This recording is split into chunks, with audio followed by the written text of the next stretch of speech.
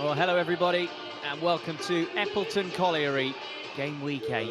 And once we're done here, we will be more than a third of the way through this WSL 2 season. Portsmouth have made one of the longest journeys in women's domestic football, all the way from the southern tip of the country on the south coast, all the way up the middle to the northeast. Mel Ray has a fully fit squad to choose from this afternoon. She sends out the same 11 that succumbed to Bristol City at home last week. Corbyn and O'Hanlon will get forward from full-back. There's a real goal threat on either wing from Scott and Watson. Injury has bitten Portsmouth hard this season. He too sends out an unchanged side from last week. Their victory over Crystal Palace. Jazz Bull will captain the side from the right of defence. Angelina Nixon bagged the opener in last week's win. She goes in attack with Meg Hornby. Well, today is Remembrance Day, and as we approach kick-off, football matches up and down the country will take a moment to pause and reflect on the courage and sacrifice of those who gave their lives in wars and conflicts.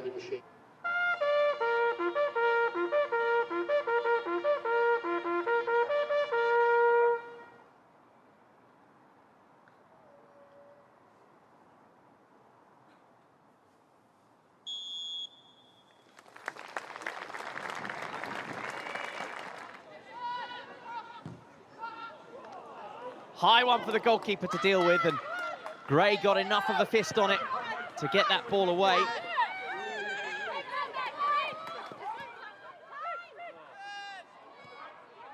Plenty of football still to play on this Barclays WSL 2 Sunday, and Pompey are in here, and the shot comes in, and Maloney, diving to her right, had to make sure.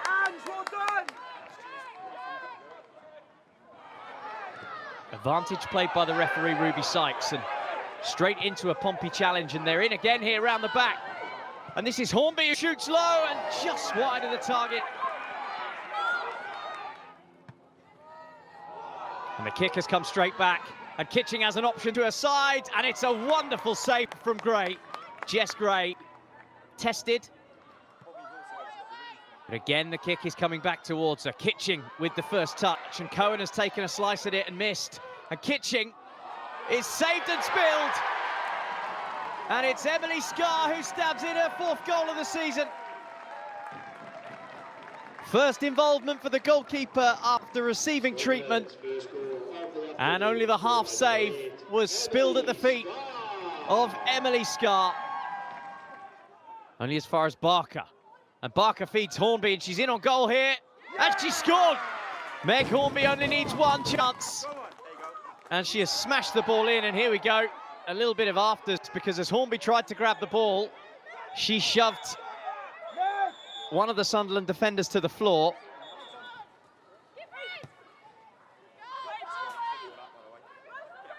Hornby, the goal scorer, is into the box and goes down under the challenge.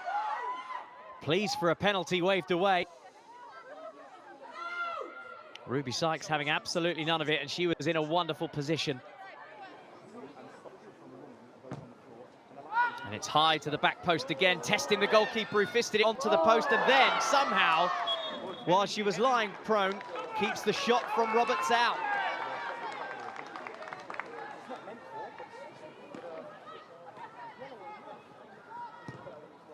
Gets the cross in, and it's a good cross as well. Was looking for Watson at the far post.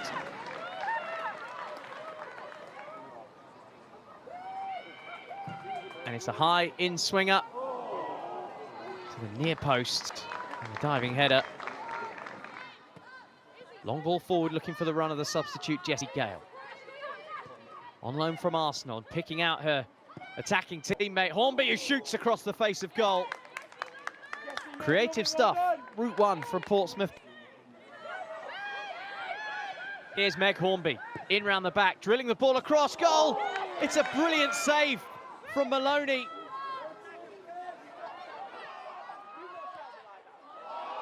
Oh, they're in trouble here. Kitching squares the ball, and Dale has stood on it.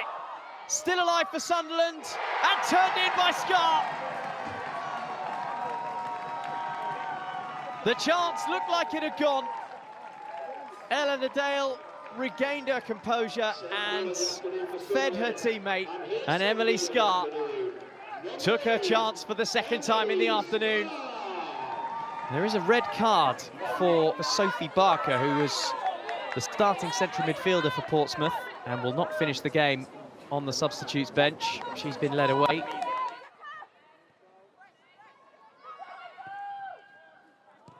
And Portsmouth have levelled things up. And Portsmouth, into the 3rd minute of 11 added on, have snatched an equaliser.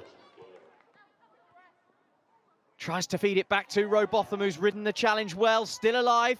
Hornby has her back to goal. And Hornby has scored!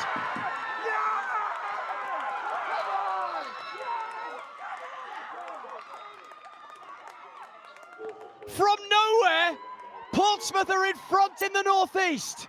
For all the world, they were looking like losers.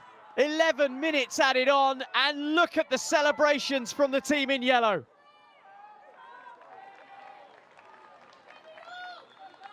Yes! And the cheers go up from the near side, and the hugs go out from the team in yellow. Portsmouth have travelled the length of the country and twice come from behind to snatch a memorable victory against Sunderland.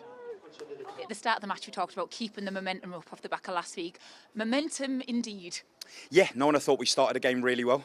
Looked down first 15 minutes, had 2 big chances with G and Meg. Thought we should have been 2-0 up. Jess put off a great save as well. So half time, we felt we probably could have had more from the game. We felt there was enough in there for us to stamp down our quality. And then, yeah, we've left it late, but really happy that we come away with 3 points. Yeah, you didn't make it easy for yourselves, did you? Just talk to us a bit about the resilience in the team to come back the way you did. Yeah, no, it shows a lot about it. I keep talking week on week about the character of this group, the personality, like you said, then the resilience we have. But one thing I will start talking about now is the quality. The quality in them moments. Jessie Gale's missed the big chance at 1-1. And then the same opportunities showing up for her again, and she's taken it this time for 2-2. But within this group, like you said, there's heart, there's character, there's resilience to go again. And yeah, really happy for Meg to get the last one and to win the game. Yeah, we're disappointed, we're annoyed, we're frustrated. And ultimately it's not a Sunderland performance. You know, we've showed moments in the game like we have all season that, you know, we're a good team, and then towards the end we've just kind of folded. Yeah, like you say, you were pretty dominant throughout the game, but it just sort of seemed to catch up with you at the end. It was a very physical game as well. How's Meg Corbin doing? She had a few, Mary Corbin, sorry, she had a few knocks there. Yeah, it's a physical game. It's you know, when you're fighting for points, that's sometimes the way the game can go. I think we've got to be, again, more ruthless in front of goal. When you're on top, you say we're dominating performances, we're on top, we've got to make sure we score in their moments to put the game to bed, because we're putting a huge amount of pressure on ourselves towards the last stages of the game.